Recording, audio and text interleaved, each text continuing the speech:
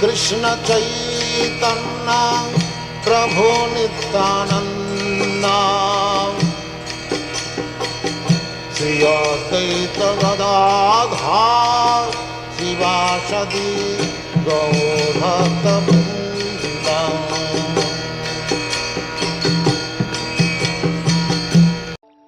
हरे कृष्ण श्रोतागण, आज हम आपके सामने प्रस्तुत करने जा रहे हैं कैसे श्री श्री सीताराम जी ने अपने एक भक्त के प्राणों की रक्षा की।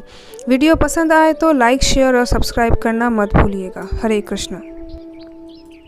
उदासीन संप्रदाय के महान संत स्वामी रमेश चंद्र जी महाराज ने एक बार अपने गीता प्रवचनों के दौरान एक अंग्रेज इंजीनियर के जीवन की श्री राम भक्ति के प्रत्यक्ष चमत्कार की घटना सुनाई थी।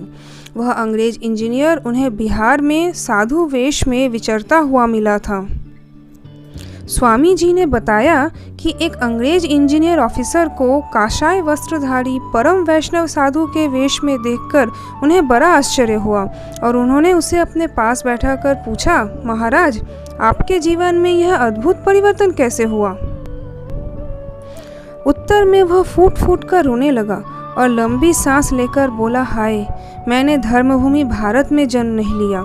मेरा इतना समय व्यर्थ ही बीत गया जो मैंने श्री सीताराम जी का भजन नहीं किया। फिर उसने मुझे अपने जीवन की आश्चर्यजनक घटना सुनाते हुए कहा, मैं एक इंजीनियर था और इंग्लैंड से बिहार में एक बड़ा डैम बनाने के लिए इंचार्ज के रूप में भारत आया था। बांध बन रहा था कि अचानक बड़ी भयंकर वर्षा होने से बांध टूटने का खतरा पैदा हो गया। बांध में दरारें पड़ जाने से इस बात की पूरी संभावना हो गई कि बांध अब नहीं बचेगा, अवश्य ही टूट जाएगा। मैं बांध के टूटने पर अपनी और अपने देश की बदनामी के डर से उदास और हताश हो गया था। एक दिन मैं इसी चिंता में निमग्न बांध पर टहल रहा था कि देखा, बांध पर काम करने वाले पुरविया मजदूर बांध से कुछ ही दूरी पर गाना बजाना कर रहे हैं। मैं यह जानने के लिए कि यह सब मिलकर क्या कर रहे हैं उनके पास गया। उन पुरवियों ने उस स्थान पर एक छोटा सा मंदिर बना रखा था।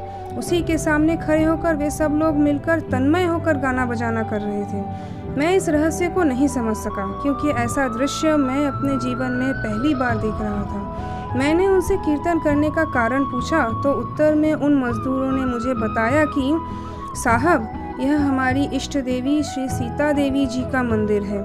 हम उन्हीं का कीर्तन कर रहे हैं। जो इस मंदिर में श्री सीता जी के सामने सच्चे मन से प्रार्थना करता है उसकी इच्छा पूरी हो जाती है और उसके सब कार्य सिद्ध हो जाते हैं। मैंने उनसे कहा कि तुम लोग मेरी ओर से अपनी देवी सीता जी से प्रार्थना करो कि मेरा बांध बच जाए, टूटे नहीं। यदि बांध बच गया तो मैं श्री सीता देवी जी का बहुत बढ़िया मंदिर बनवा दूंगा और उसका सारा खर्च मैं दूंगा। मजदूर बोले, साहब, पहले आप दोनों हाथ जोड़कर हृदय से सीता माँ से प्रार्थना करें कि वे आपके संकट को दूर करें। इसके बाद हम प्रार्थना करेंगे आपकी ओर से। मैं मूर्ति के सामने हाथ जोड़कर खड़ा हो गया और रोते हुए करुणा के साथ मैंने प्रार्थना की, हे माँ सीते, मेरी इज्जत तथा मेरे प्राण दोनों की रक्षा आप करें। यदि डैम टूट गया तो मैं अपने प्राण दे दूंगा और डैम के बचते ही अपना तमाम जीवन आपकी भक्ति में लगा दूंगा। बाद में उन मजदूरों ने भी मेरी ओर से देवी के सामने सच्चे हृदय से प्रार्थना की और बहुत आत्मविश्वास के साथ कहा, जाओ, तुम्हारा काम हो जाएगा। मैं वापस अपनी कोठी पर आ गया। उसी शाम को जोर की बरसात शुरू हो गई। मैंने सोचा कि आज बांध नहीं बचेगा, यह अवश्य ही टूट जाएगा।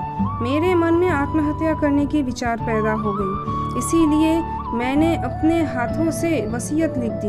मैंने लिखा कि मैं अपनी और अपने देश की इज्जत न बचा पाने के कारण अपनी इच्छा से आत्महत्या कर रहा हूँ। इसमें किसी और का कोई दोष नहीं है। यह लिखकर मैं डैम की ओर चल पड़ा। मैंने निश्चय किया कि मैं डैम पर जाकर खड़ा हो जाऊंगा और जब डैम टूटेगा तो उसके साथ ही मेरी भी मृत्यु हो जाएगी। मैं डैम पर गया तो उस समय बरसात हो रही थी। मैं डैम पर चढ़ गया। तभी मैंने देखा कि डैम के नीचे दो नवयुवक खड़े हैं। उनमें से एक का रंग गोरा और दूसरे का रंग सांवला था। गोरा नवयुवक अपने हाथों से जमीन से मिट्टी उठाकर सांवले नवयुवक को दे रहा था और सांवला नवयुवक मिट्टी को दरारों में भर रहा था। मैंने देखा कि दोनों ने अपने माथे पर मुकुट बांध रखे हैं और उनके कंधे में धनुष बाण है। दोनों नवयुवक बहुत ही सुंदर थे। यह सब देखकर मैंने पुरविया मजदूरों को जोर जोर से आवाज़ देकर अपने पास बुलाया और कहा कि जल्दी से यहाँ आओ और इन दोनों नवयुवकों को बांध पर से हटाओ, नहीं तो ये दोनों नवयुवक मर जाएंगे। मजदूर दौड़े हुए बांध पर आए और बांध पर आकर उन्होंने देखा तो वे दोनों ही नवयुवक उनको दिखलाई नहीं दिए। पुरवियों ने कहा, साहब, हमें वे नवयुवक नहीं दिखाई देते।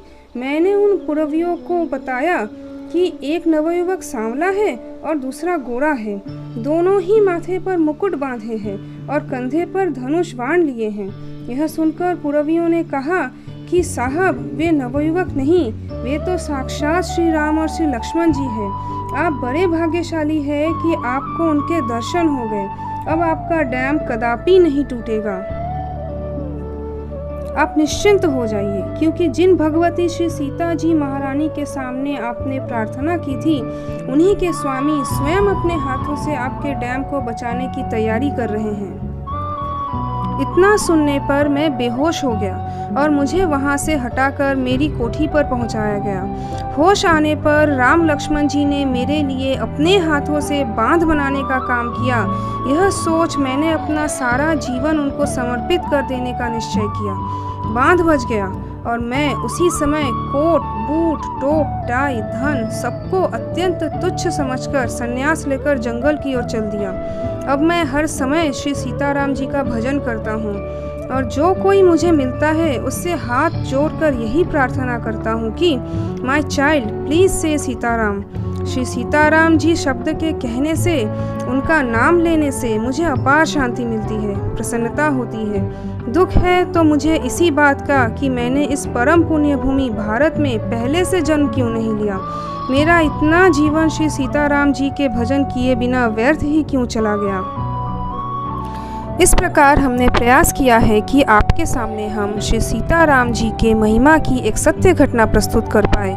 आशा है कि आपको वीडियो पसंद आया होगा। ठाकुर जी आपका मंगल करे। हरे कृष्ण।